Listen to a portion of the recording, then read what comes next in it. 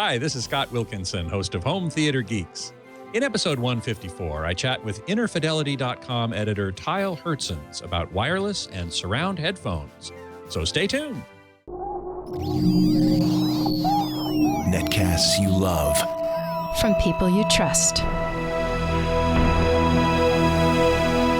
This is Twit.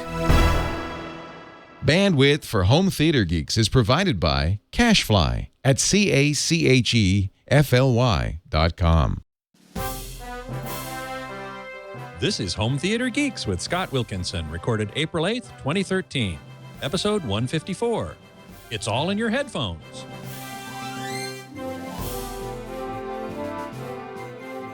Hey there, Scott Wilkinson here, the Home Theater Geek. This week's guest geek is Tyll Hertsens, the editor-in-chief of InnerFidelity.com, which is a website devoted to all things headphone. Hey, Tyll, welcome back to the show. Hi, Scott. Good to see you again. You too. You're one of my most frequent guests, and I'm glad to say that because you always have lots of interesting things to say, and everyone in the chat room and who's listening really enjoys your time with us. So thanks so much for being here. Well, I'm a cheap and easy date, Scott. I pretty much go for just about anything. Very good. Well, listen, those of you who are watching live at live.twit.tv or logged into the chat room at irc.twit.tv can post questions for Tyll as we go along, and I will pass along as many as I can. Now, one of the things I wanted to talk about today is something that I get a lot of questions about. Readers and listeners write me all the time wanting to know about wireless headphones. And, you know, they want to plug it into their DVD player. Even Leo got a couple questions about it this last weekend on the Tech Guy radio show. You know, somebody wanted to plug some sort of transmitter dongle thingamabob into their DVD player, Blu-ray player, and be able to listen to their Bluetooth headphones. And a lot of other people ask about wireless headphones too.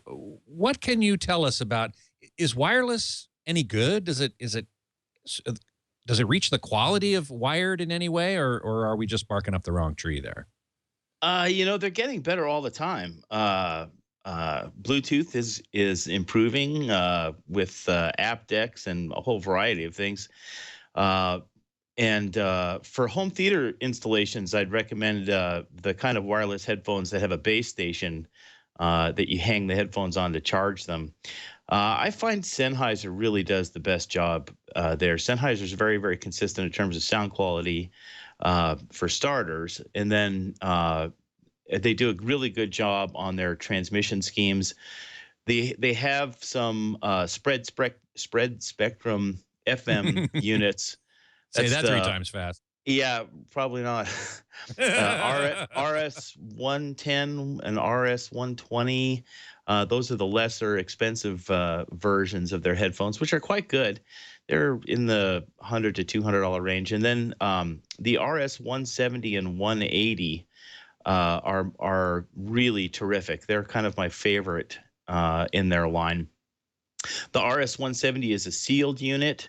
It has, I think it has DTS surround in it, which is okay. I prefer the Dolby headphone, but I think it's quite expensive for licensors, so it tends not to show up as much as I'd like to see it. The RS170 is also a sealed headphone, so you can lay in bed at night and whoever's in bed with you won't be able to hear very well, or it will be pretty low if they do hear it at all. Then there's an RS180, and that one is an open version, which sounds a little bit better. It doesn't have the surround mode, but it does have a compression circuit so that it equalizes the levels on TV when you go to commercials and so on. Although I've heard that they have supposed to stop raising the level on commercials. Have you heard anything about that, Scott? Have they stopped? Yeah. Well, I have. The Congress even got into the act and passed something called the CALM Act. I don't remember what that stands for now. Somebody in the chat room will be able to tell me for sure. CALM, which is supposed to legislate that commercials can't be louder than the program content. Right. But you know, Right. we're on a little bit of a sidetrack here, but I will tell you the result of a little anecdotal research I did on this very subject, which is I took a sound level meter and I measured the level of a half-hour Simpsons episode, I think. This was some time ago, and I measured just the entire half hour, which included the commercials. And then I looked at the levels for every minute of that half hour. This is a very sophisticated sound meter, and it can log the different levels and metrics every minute of the period of time that you measure. And what I found was very interesting. The level of the commercials did not exceed the highest level in the program, in the Simpsons television show. What the difference was that the commercial level stayed at the high level throughout the entire commercial, whereas in the television show, you have a much greater dynamic range. It dropped down quite a bit more than coming back up. So it's not that commercials are louder, at least in this one instance, not louder than the TV show. It's just that they stay at that peak level. And so they seem to be louder. So they're compressed and then put up again at the peak, whatever the peak level is being allowed. Right. Yeah. Right. So Exactly. they're going to get around. To be louder. They're going to get around it one way or another. Yes, exactly right. Commercials will be obnoxious. Right. Exactly. Reverb Mike in the chat room is saying dynamic processing, smash the dynamic range without raising the volume, makes your ad pop. And that's exactly what they're doing. Yeah. Exactly. Well, anyway, getting back to the issue of wireless headphones, I know that our engineer John was interested in this particular subject because he wants to put in a system at the Twit Brick House where you have one transmitter sending to several different headphones at once. And the reason for that is, during the radio show on the weekends with Leo, sometimes people come in and they need to be wearing headphones in order to hear the show. Yeah. And at the moment it's wired headphones. And so you got these wires dangling across the studio, and he wanted to try and implement something wireless. And I believe you said you did have one potential solution for that, but with a caveat. Well, in fact, to the best of my knowledge, all the Sennheiser wireless headphone systems in their entire range, and I would say there's probably 6 of them, will run multiple headphones from the same transmitter. So you can have as many headphones as you'd like, on the on the less expensive units, and then once you get up to the 170 and 180, because they use clear, I think there's a limit using clear to 6 receiver units.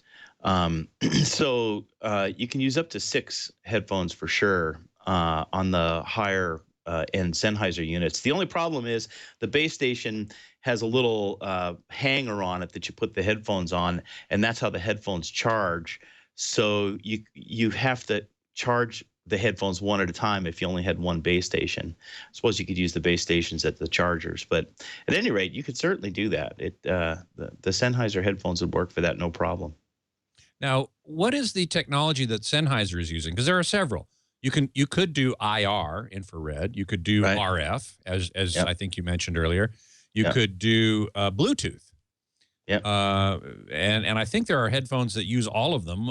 Tell us about those different techniques. Which one does Sennheiser use, and which ones would you look for, and which ones would you avoid?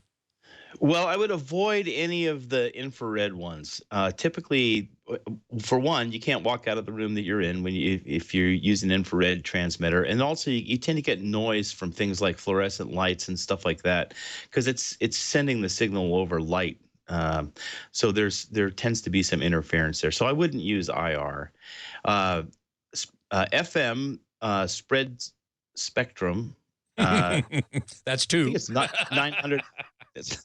I'm going to keep them spaced well apart so I can hit them when I get to there. Exactly, yes. Spread spectrum, I think, is 900 megahertz, and it transmits actually at multiple wavelengths at the same time, and they're pretty good. So spread spectrum is fine. That's not a problem.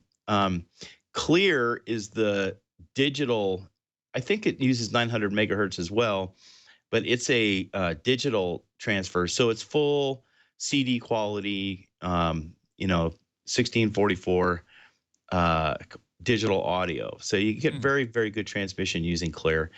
Now, that's a digital transmission using RF radio frequency, right? And it's a branded, patented, I suppose. I don't know exactly what, but it's a chipset that manufacturers buy. It's a proprietary thing from Sennheiser. No, it's proprietary from Clear. Kleer. I'm sorry. Say that again. Kleer is the name of the company, and they do, for example, the Arcam R-Cube.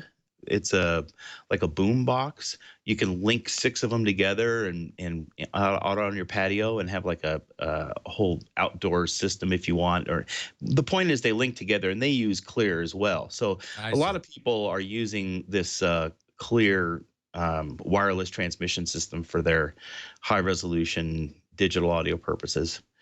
And then of course there's wireless USB. The headphones that I'm using right now from Logitech use a USB wireless protocol. So I don't know much about it or what its range is, but and then there's I think Bluetooth. Yeah, and then Bluetooth, of course, is generally speaking, it's a relatively short range. Really can't go too far, but probably a little bit out of the room that you're in. The thing about Bluetooth is there's so many protocols, and it's so complex. The variety of sound quality you can get from a Bluetooth transmission varies pretty widely. If you see something with what's called aptX on it, that's one of the later or latest high resolution versions. And that's APT aptX. Yeah, APT-X is the. I do know that Leo often, when anybody calls him on the radio show and talks about Bluetooth audio, at least for music and so on, he always says that there's a profile called A2DP, I believe it is. Chat room, correct me if I'm wrong. Yeah. Which sends stereo audio, in a much higher quality than the other standard one. I forget what it's called. That's only for like phone calls, for voice, which the quality doesn't really matter. Right. So that is aptX another one besides A2DP, or is it part of A2DP? Do you know? No, I've been slowly but surely working my way up, trying to understand what's going on with Bluetooth, and all I can say for sure is it's mighty complex. It may be 2 different aspects of the protocol structure, where I know on my devices you have this choice of saying, okay, I want to talk to this headphone like a headset, or I want to talk to this headphone like a headphone. And I think that's where that A2DP thing is. Is when you're talking as a headphone, it's a stereo. Then there's how much resolution is in that stereo stream, which I think is another component of it. But again, I'm not really up to speed on that kind of stuff. It's pretty complex and evolving relatively rapidly. Sure. Do you have any experience with listening to Bluetooth versus Clear versus FM regular analog? And do you have any sense of which one generally produces a better result? Well, Clear is probably the best because it's a full blown, it's 1644, so it's CD quality. Then you're limited to the quality in the headphones, but the Sennheiser headphones are pretty good, so they're pretty good. The FM spread spectrum, that's number 3, is very good. It's usually pretty good. It can have a little bit of noise in it. Bluetooth is, I would say it's equivalent to 328 kbs MP3 files, which I think is actually the one of the protocols. It does it as sends it as an MP3 stream, which is not as good as CD rates, but it's very close. So The thing is that you tend to use them for different things. Although I have to say, I listen to Bluetooth headphones on my iPad quite often. I've really started to spend more time with Bluetooth headphones. And the problem, generally speaking, is as soon as you put active electronics inside headphones, the headphone makers can't resist turning up the bass. So why is that, I wonder? I don't know. As soon as they put some electronics in there, they tend to turn the bass up. I like the Sony MDR1R BT, MDR1R BT, which is their latest Bluetooth headset. It's a very, very nice headphone. Sounds pretty darn good.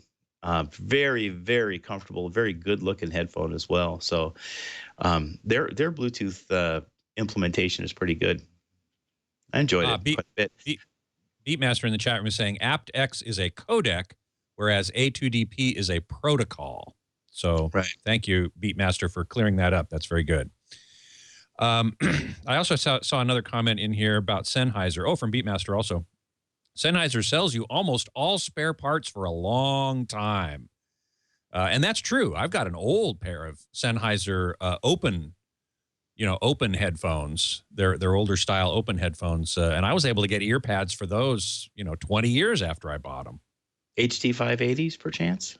They might very well be. They're actually sitting over there. I'll have to go look at them, but they could very well be. Yeah, they had the yellow foam open. Oh, yeah, 414s. 414s. That's what it was. Yeah. Those are my first studio headphones, and I thought they sounded great. For a lot of people, they were. I recently had a poll on my website. What was the most important headphone for headphone audiophiles and headphone enthusiasts?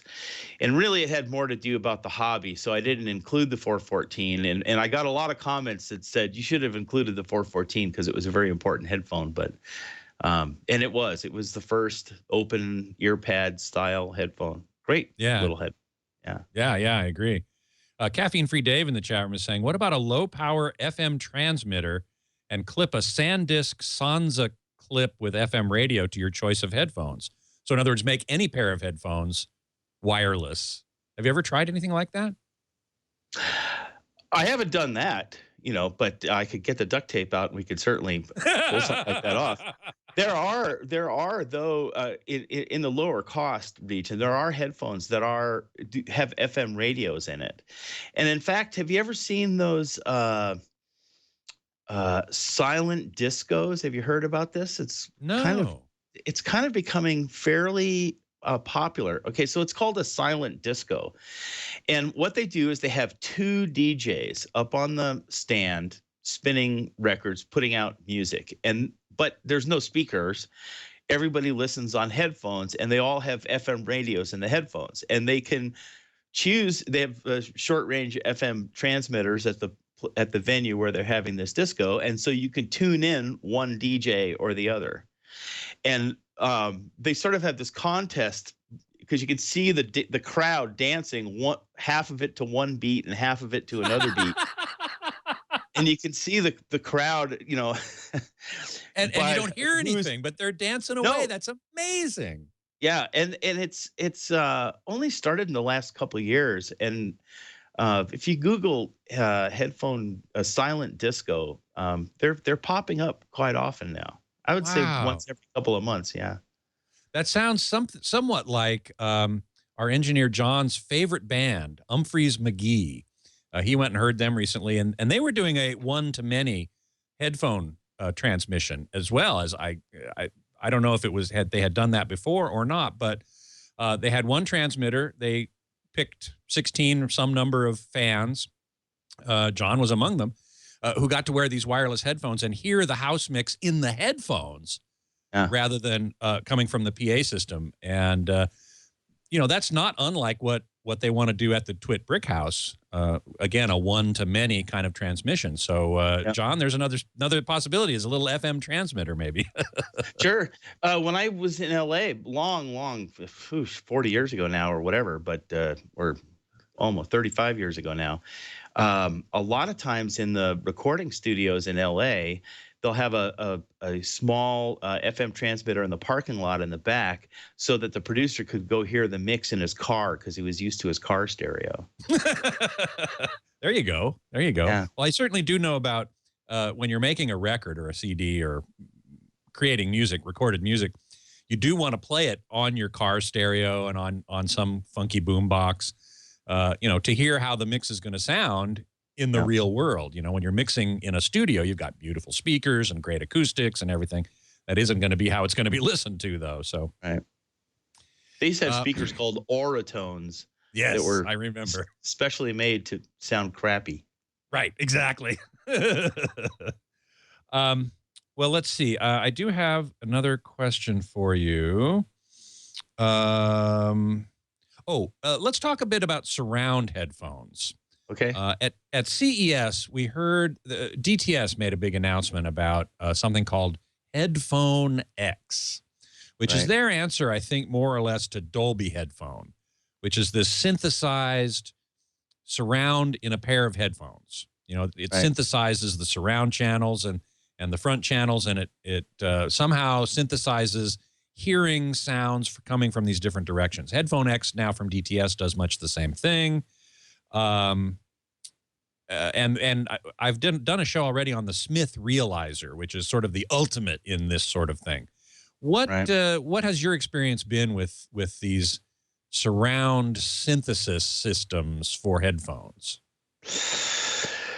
Well, first, I didn't get a chance to hear the DTS. Well, I had the chance, but I didn't know about it for whatever reason. It never popped up on my radar before the show, so I didn't get a chance to see it. And in fact, I'm going to go down. Yeah, it's too bad. I'm going to go to the show in Newport, and I'm hopefully going to take an extra day and go over to DTS and have a demo of it and try to grill their engineers about it. Good. But I'm very, very skeptical. I've heard lots and lots and lots of these headphone virtualizers. The very first of these headphone virtualizer gadgets was made by, I think it was Altec, but it might have been JBL. I can't remember, but there was a guy named Ben Bauer, who was an engineer ages and ages ago, who made a passive one that you hooked up to a speaker power amplifier that you could drive headphones with. And this was in the 60s or something like that. But basically, if you have two speakers and you turn off the left speaker, the sound from the right speaker goes to the right ear and goes a little farther and crosses over to the left ear. So there's a little bit of a time delay. That's called the interaural time difference. Mm-hmm. That delay between what you hear in your left ear and your right ear is the main cue that you use to tell where a sound is coming from left to right. But there are many other cues. There's cues that happen on the pinna of your ear and the shape of the pinna of your ear. There's all sorts of echoes that come off your chest and things like that. So there's all sorts of timing cues that your ears hear from speakers that can be mapped out, and that's called the head-related transfer function.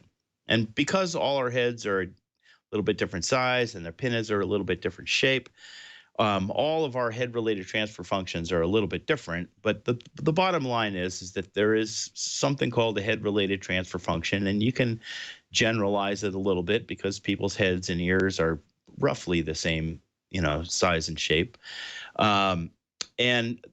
Knowing those head-related transfer functions, it allows you to create artificial information in the signal that would give you the idea that you're listening to something that's coming outside your head as opposed to a pair of headphones.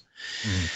Well, it turns out that it's extremely difficult to actually get it to sound like it's outside your head. And the main reason for that is that the cues that your brain listens to in order to localize sound it doesn't really listen to the cues alone. It listens to how the cues change when you move your head relative to the speakers. So it's actually head movement that allows you to lock into the spatial information and the sound around you.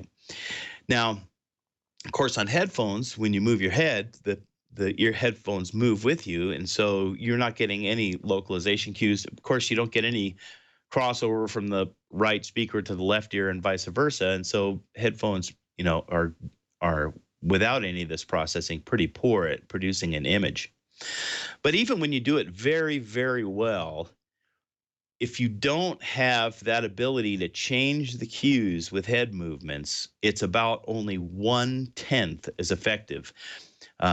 There were studies done where they clamp people's heads in a room, in a darkened room, and they make sound come from different directions. And when the heads are clamped, the front to back reversals go up by a factor of 10, and their ability to localize sound is very, very much diminished. When you're allowed to move your head, you do a much better job. In fact, they let people wander in a dark room to try to find the source of a sound in a black room, and they put a head tracker on them. And what you see as they approach the target is they do this: they hunt with their head. Almost everybody does this. If they're looking for a sound in a black room, they'll move their head back and forth to slightly. get the cues to change, with their head movement like that. Also, they will not look directly at the sound source. They'll look down and to the side a little bit. And that's because directly in front is the hardest place to localize, which is, of course, where you want sound to localize in a home theater system. Right. So it's very, very difficult. And that's why the Smith Realizer does such a good job of localizing sound, or one of the reasons why it's able to do such a good job is that it's got a head tracker on it. So as you move your head, the cues move relative to the orientation of your head. Yeah, exactly. Right. So it feels like when in other words, with this head tracker function, if you imagine that you're listening to speakers outside of your head, as you move your head, the speakers don't seem to move. Whereas with these other virtualizers, they do. They move along with you. Right. So it's like having your head clamped with most of them. Right. Which, as you said, really reduces the ability to localize well. Right, because the cues aren't changing. It's the changing of the cues that your head can hear, not the cues themselves. Right. Well, what about then the idea of putting a bunch of drivers inside the headphones so that you don't virtually hear, you're not having to recreate the head-related transfer function and so on. Maybe you still have to some degree. But you've actually got separate surround drivers in your headphones, and front, right, and left. You couldn't have a center, obviously. It'd be sitting right in front of your head. But gamers use these a lot. Yep. That you'd still have the problem of moving your head from side to side. The speakers would move with you. But do you get any better sense of surround sound with multi-driver headphones like that? Well... Well, back when I was in high school with quadraphonic headphones, I used to think so, but it may have been due to other factors. Well, no, leave that one lie. Yeah, I first of all, I haven't spent a lot of time with these multi-driver headphones, and the reason why is whenever I go to CES and I see a pair, I go over and listen, and they just sound like an abomination. So first of all, you would have to, I mean, it's hard enough to make a good, accurate, resolving, non-resonant, headphone that delivers good edges with one driver. Now to produce one with a bunch of drivers in there just on the face of it, producing good audio in there would be hard. But there's another problem. And that other problem is sound doesn't propagate in headphones like it propagates from a pair of speakers to your head. your readers or your viewers probably know about if you put a subwoofer in a room and the room is smaller than the lowest wavelength that you're going to be reproducing on the subwoofer, that you get some boundary gain. You get some extra gain in that frequency because of the enclosure that the room is relative to the size of the wavelength of the sound. Yep. Well, at 1,000 hertz, sound is about 1,000 feet per second. So the wavelength of sound is about 1 foot. And so the half wavelength at 1,000 hertz is 6 inches. So as soon as you get an enclosure smaller than 6 inches, you're going to get some gain at 1 kilohertz. You're going to affect the way that sound operates. And it really doesn't propagate anymore as much as it pressurizes the space that it's in. Well, I mean, there really isn't even 6 inches of space in a headphone. You'd be lucky to get 2 inches of space. So 2 inches of space would be on the neighborhood of 3,000 kilohertz. Yeah, somewhere in that. Yeah, somewhere in that neighborhood. Several kilohertz anyway. Yeah, several kilohertz. So up until 3 to 5K, audio doesn't even remotely, sound doesn't even remotely act like it's propagating through space. It acts like it's being coupled in a coupler. I don't know if you know much about waveguides, but waveguides are couplers, and Right. So radar can move down an empty tube, and never touch the sides because of the geometry of it. Well, anyway, the point is that The same technique, by the way, is used in some speakers as well. Waveguide. Sure. Waveguides are attached to tweeters in particular, sometimes woofers. Sure. In order to manipulate the sound that way. Yep. So the bottom line is that maybe at 5K and above, sound maybe propagates normally, but then again, you have to remember that a driver, what the ear is used to hearing is a planar wavefront moving, approaching the ear from various angles, and so the cues that you're used to hearing are developed by the geometry of your ear and a flat wavefront hitting it. Now, of course, a dome driver looks like a point source some distance behind the driver, but tries to look like a point source, and it doesn't have a planar wavefront inside the headphone. So even when there is a wavefront propagating inside the headphones, it's rarely anything remotely planar. Now, there are planar headphones, and that's a different story, but they tend to image better.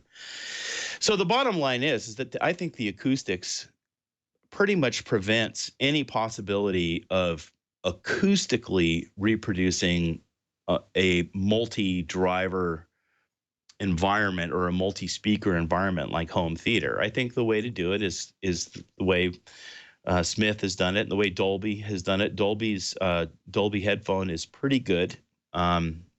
I like it. I can after a while ignore some of its artificialness and enjoy the movie quite a bit. So I think the solution to these problems is to have very accurate headphones, and then throw a lot of digital signal processing at it. And then if you really want to get it right, get a head tracker on there and have the virtualized speakers, remain in one place as your Remain head in location. Right. Yeah, caffeine-free Dave in the chat room asks, but with a picture just in front of you, why is the headphone moving thing you're talking about such a big deal? And I think I'd like you to answer that, but I would conjecture that even with the picture in front of you and you're sitting there watching a movie, I bet you're still moving your head around a little bit, unconsciously. Yep. You still move your head around a little bit subconsciously. The visual system takes precedence over the auditory system, so it will tend to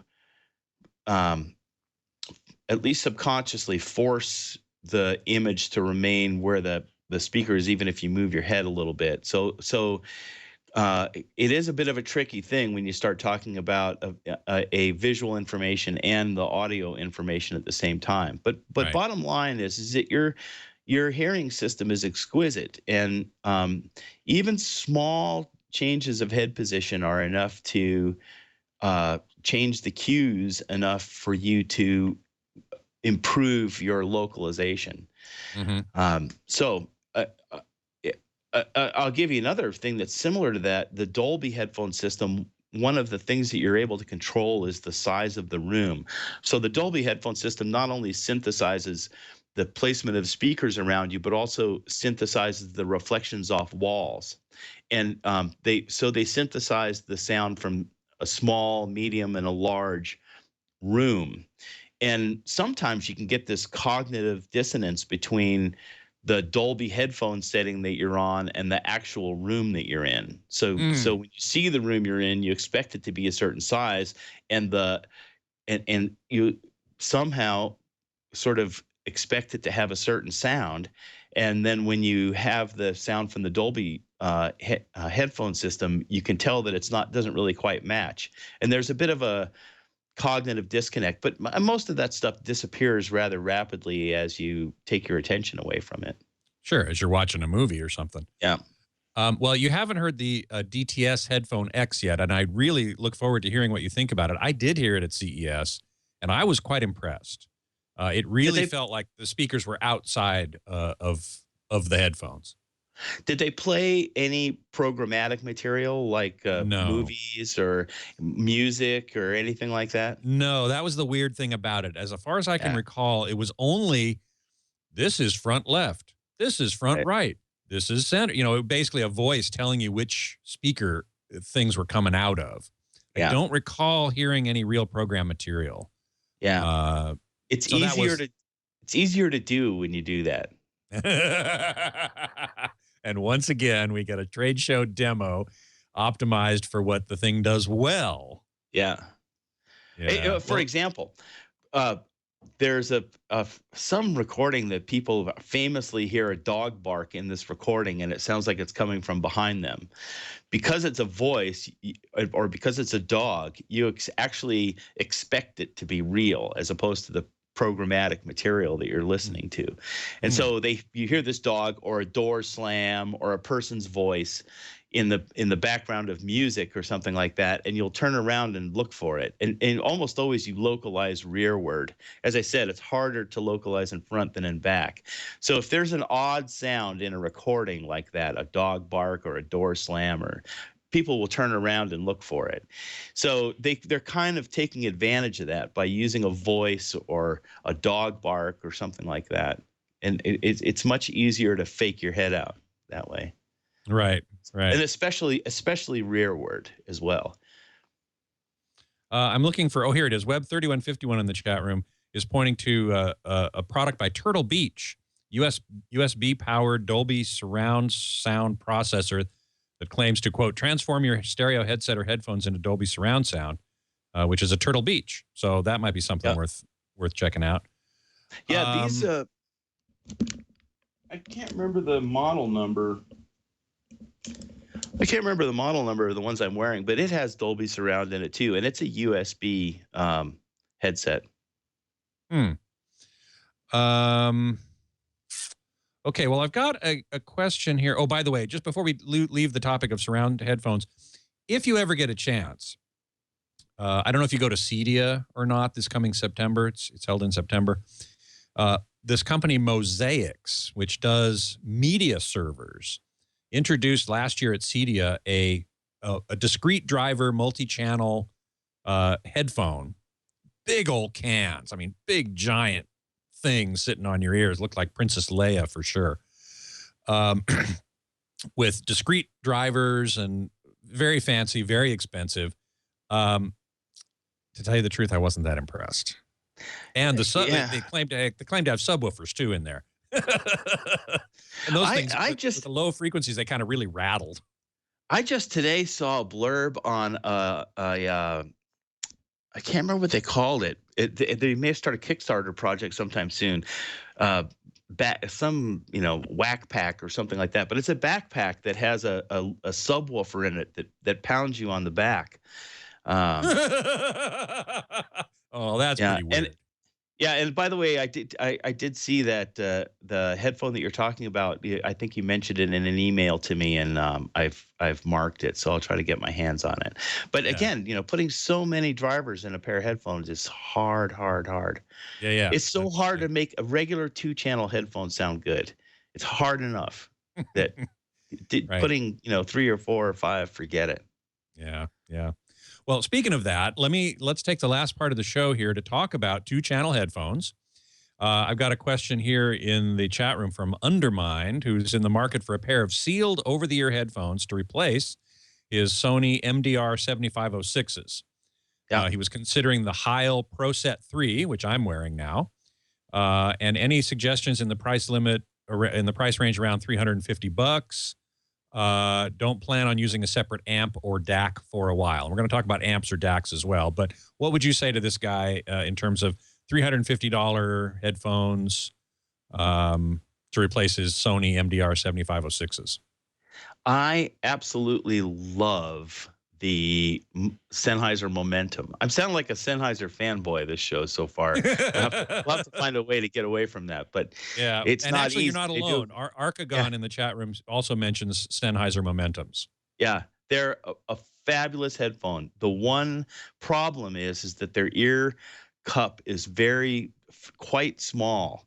So a lot of people, if you have even somewhat above average sized ears, your ears won't fit inside the cup.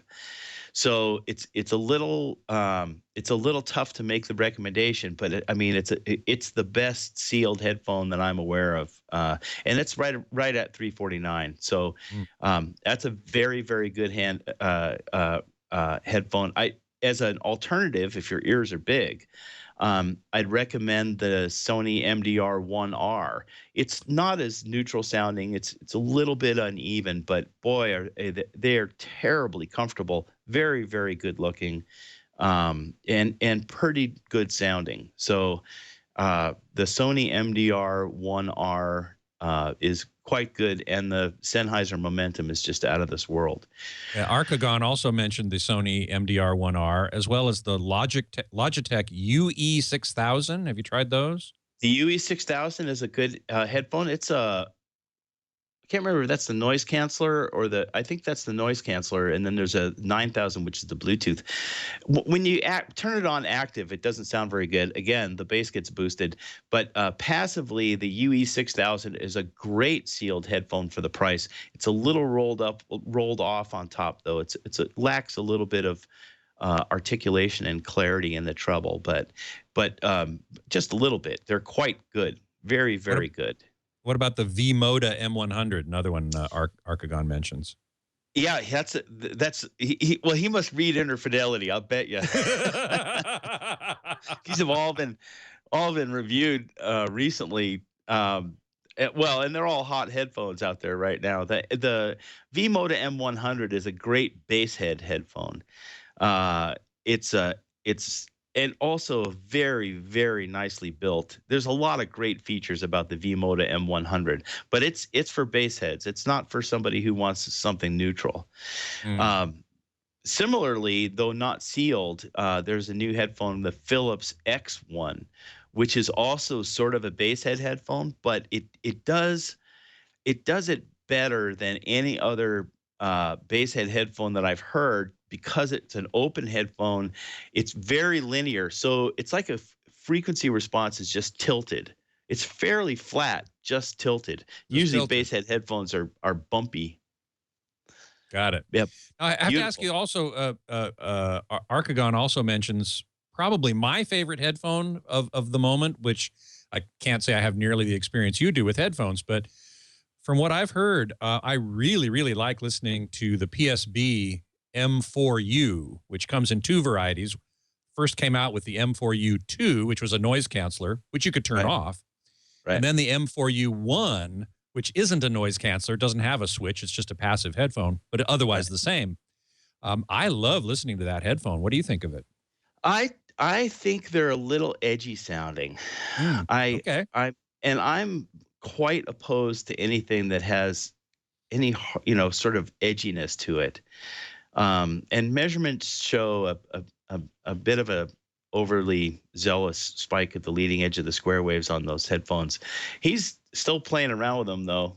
And he's not the only one. They're all manufacturers play around with headphones, and they end up changing over time. But that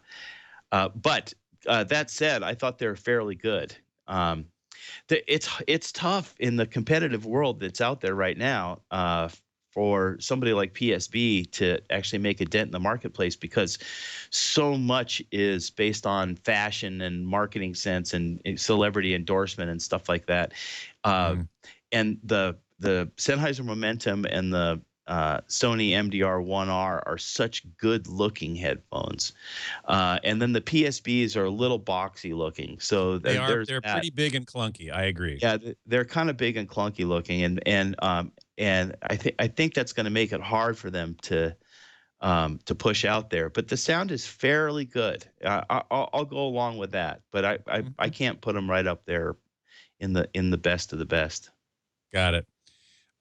Somebody else here had another suggestion I wanted to get your feeling about, but of course it might have jumped away from me. They were here it is. Audio Technica ATH WS77 or WS99. This was from Aphex. Question for the bass head masses. You were talking about bass heads. Audio Technica ATH WS77 or WS99 versus the Sony XB lineup. You know, I have to say, I'm afraid I haven't heard the first ones you're talking about, and then the XB Sonys have just refreshed their line with a new set, and I haven't gotten a chance to hear those either yet. So I'm afraid I'm not up to speed on those particular models. Although the Audio Technica ATH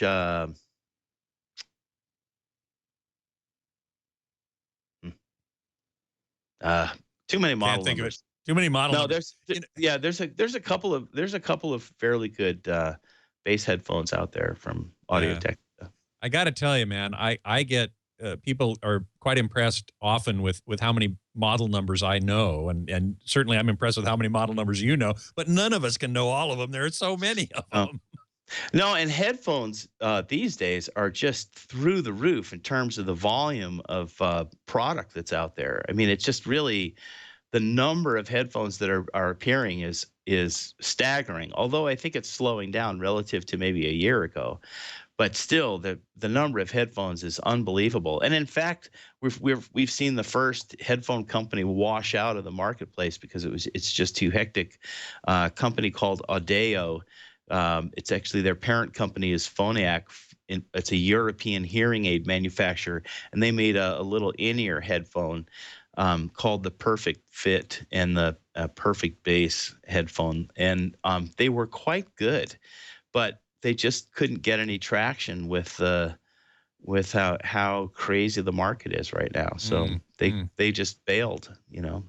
So I think we can expect to see people getting back out of the headphone business over the next 3 or 4 years. We're going to see some attrition. We're going to see some attrition as the market saturates. Yeah. Well, I hate to say it, but Beats still has 64% of the over $100 headphone market. Wow. And you were not really impressed with them as a quality product, right? No. Yeah. Not for sound quality. That's what I mean. Yeah. Somebody here, Vince in the chat room, can you ask about the Beyerdynamic Headzone? Headzone amplifier. That? Well, I do. I just measured it. I've been working on developing an automated. I do automated headphone measurements, and so now I've been working on automating my amplifier measurements so that I can produce a database of headphone amplifier measurements. And the Headzone measures fairly well, but it has what I consider a fatal flaw in that it has a 100 ohm output impedance. And most headphones are what, 600? Most headphones, nowadays, those Momentums that I told you about are a 30 ohm or 25 ohm headphone. Oh, they're very low. Yeah, headphones are impedances are getting lower and lower and lower so that they can be used with easily with portable devices. The problem is that it screws up the damping factor. I'm sure many of your viewers know about the damping factor, which is the difference in the impedance of the headphone and then the impedance or the speaker, and then the output impedance of the driving device. And you want that to be at least 8-to-1. So if you have an 80 ohm headphone, you want at least at most a 10 ohm output on the headphone amplifier to so you want the headphones tight. to be have 8 times more impedance on their input as the amplifier has on its output. Right. And most, I would say you should look, if you're looking for a headphone amplifier, look for a headphone amplifier that has 2 ohms or less output impedance. Now, the problem is that quite a few of them are in the 2 to 5 ohm output impedance range, which with some of these new headphones that are 20 ohms and even lower, even then don't have quite the damping factor that I'd like to see. But nonetheless, you want a low output impedance. Well, there's this holdover in Europe in the IEC specification. It's been in there for ages and ages. Back in the day, 30 years ago, when you had a headphone jack on a receiver, it typically was just a resistor in series with the output of the power amplifier. And they, to knock the power down and knock the noise down. And so typically they put like 100 ohm, 120 ohm resistor in there in series with the output of the power amplifier to knock its voltage down and call it good. And that was the headphone jack. And that was so common that they wrote into the specification that when you measured headphones, you did so with 120 ohm output impedance. And that's the way you would characterize them. Well, that number is still in the specification, even though certainly enthusiast headphone amplifiers have much, much lower output impedances. As I say, 5 ohms or less very commonly, and 2 ohms or less a lot of the times.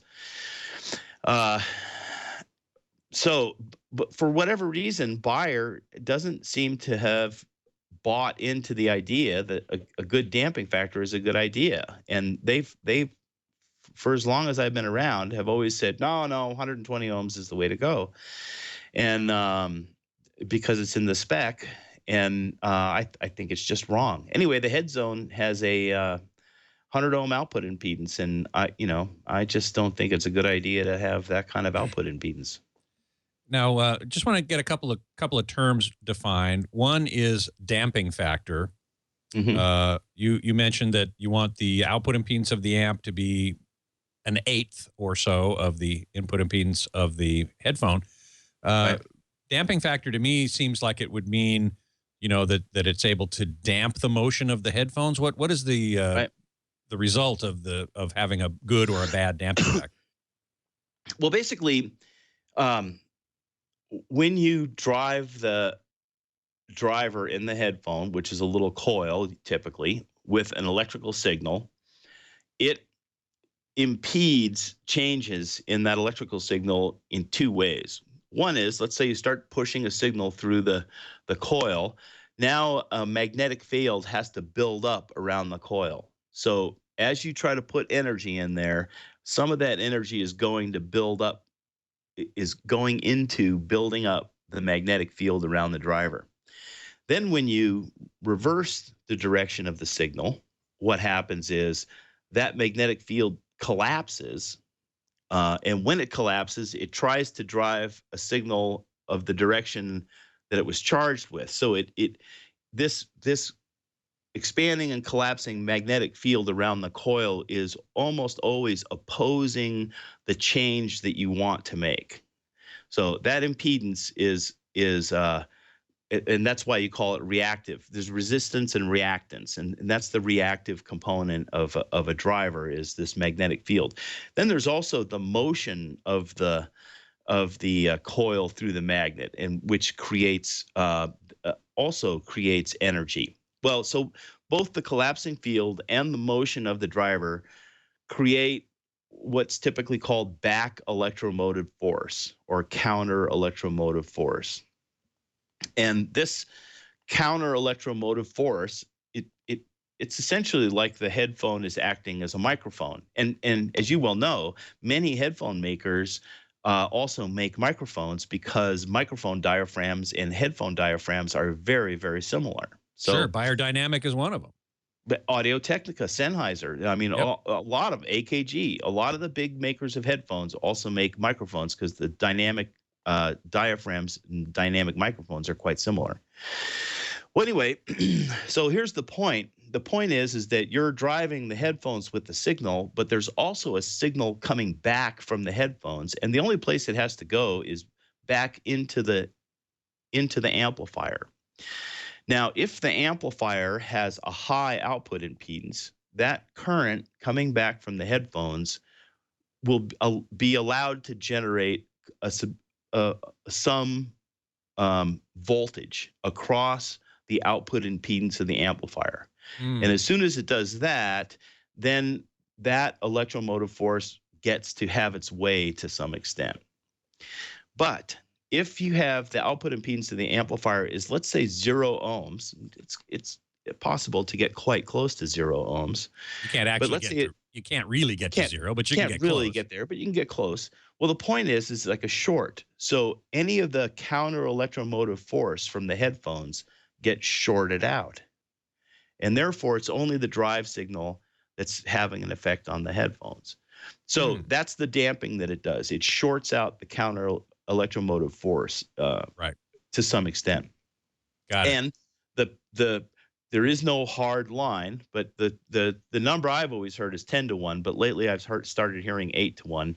I don't think it really matters very much, but it's somewhere in that neighborhood. So if you have a 30 ohm headphone, you want a 3 ohm output impedance. 600 ohm headphone, you can have a 60 ohm output impedance.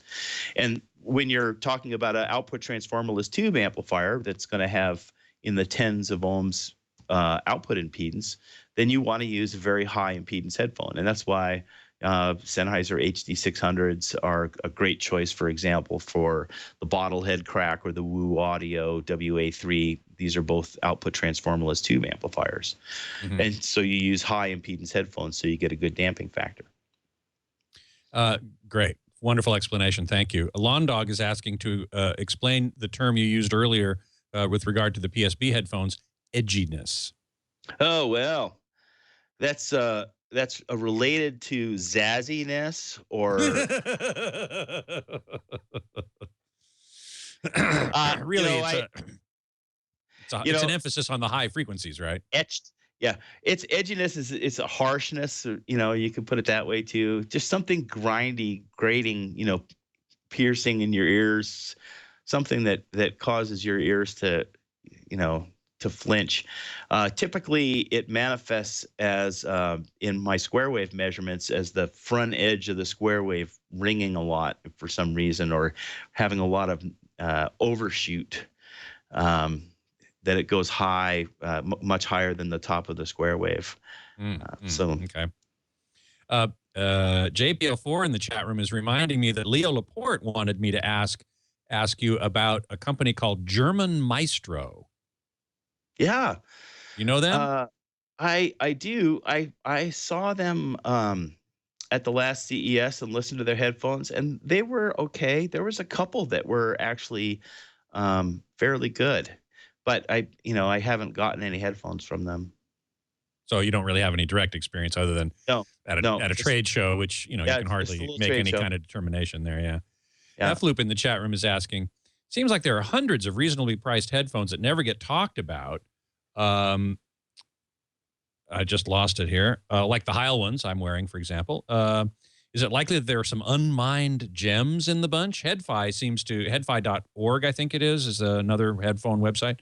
Seems to circle around the same couple dozen cans with little new discovery.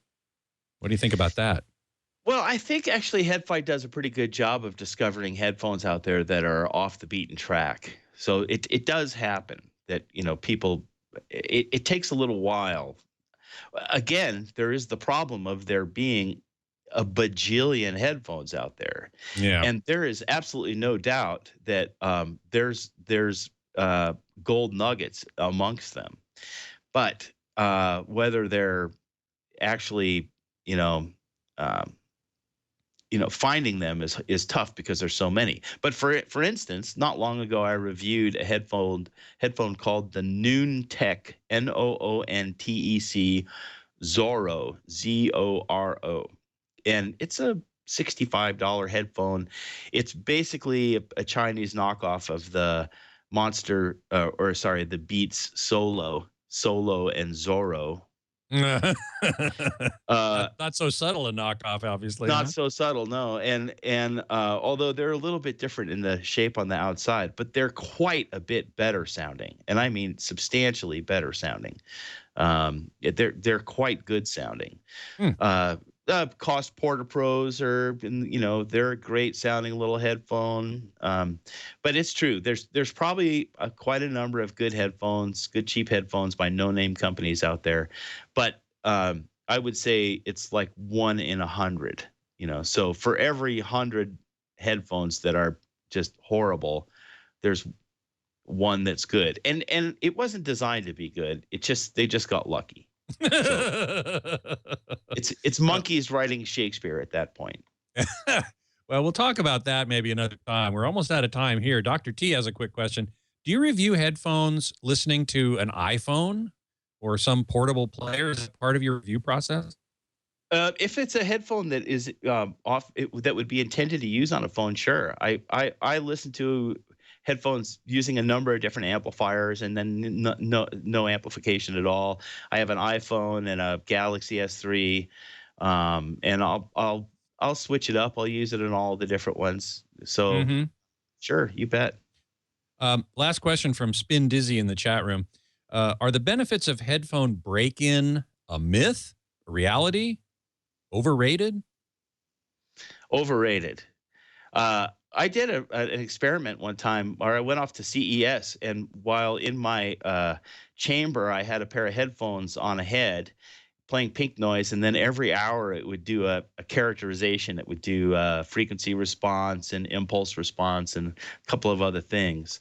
And there was an observable trend over that time of lowering harmonics, distortion harmonics, but a very slight amount. I would say that headphones do break in a little bit, and I think it comes from the stresses when you stamp the diaphragm. It has all these little ridges and crinkles in it that act like live hinges.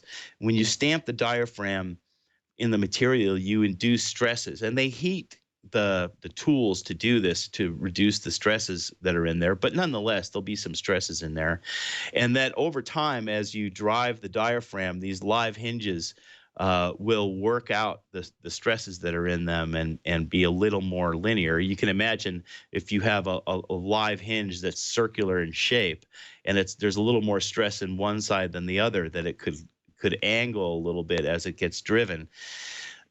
But I'm just grasping at straws there.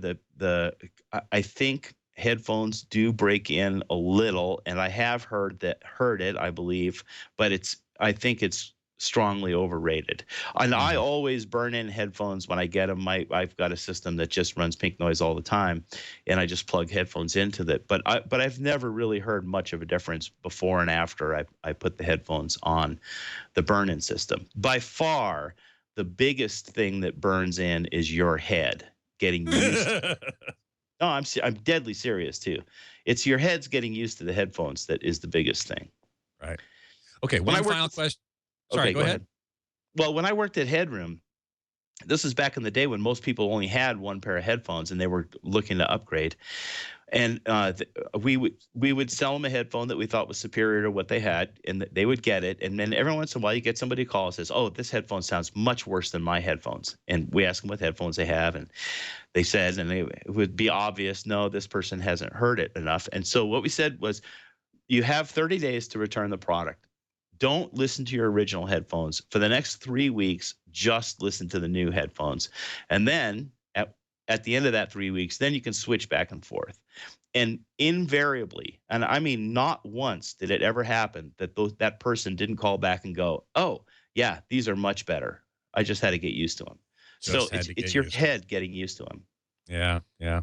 One final quick question. Of the headphones you've listened to lately and reviewed, what are your favorites? Wow. I mean, it's hard. I have to rattle off a few because headphones are in categories. Okay. So Yeah, that's fine. I love the Sennheiser Momentums. I love the Philips X1 for a bass head headphone. I absolutely love the Jerry Harvey JH13 Freak Phase, the time aligned in-ear custom in-ear monitor. I love the Stax 009 electrostatic headphone. It's absolutely fabulous. And then just to throw an oddball one in, I'm going to give another shout out to the Koss Porter Pro Junior. It's been around for 30 years or something like that. It's still the best $29, $39 you can spend in headphones. So those are great. Fantastic. Good deal. Well, Tyll, thank you so much. Great hour of conversation, and not the last, I'm sure. What happened to the advertisement in the middle? I was expecting it all the way along. Sadly, we have no advertisement today. I wish we did.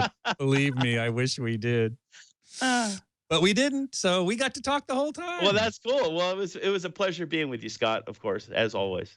As always, thank you so much. You can read all about Tyll's work with headphones at his website, innerfidelity.com. You can find me at avsforum.com and also at hometheaterhifi.com. You can email me at scott@twit.tv, and you can follow me on Twitter at htgeekscott. And you can always find previous episodes of Home Theater Geeks at twit.tv/htg or its new YouTube channel, youtube.com/twit Home Theater Geeks. Next week, my guest geeks are scheduled to be Ron Williams and Jeff Tully, both industry consultants who will have just returned from the NAB show in Las Vegas, which is going on as we speak right now. They're going to give us their impressions of what they saw there at the National Association of Broadcasters show, which I'm sure will be full of 4K and related news like that. So I do hope you will join me. Until then, geek out.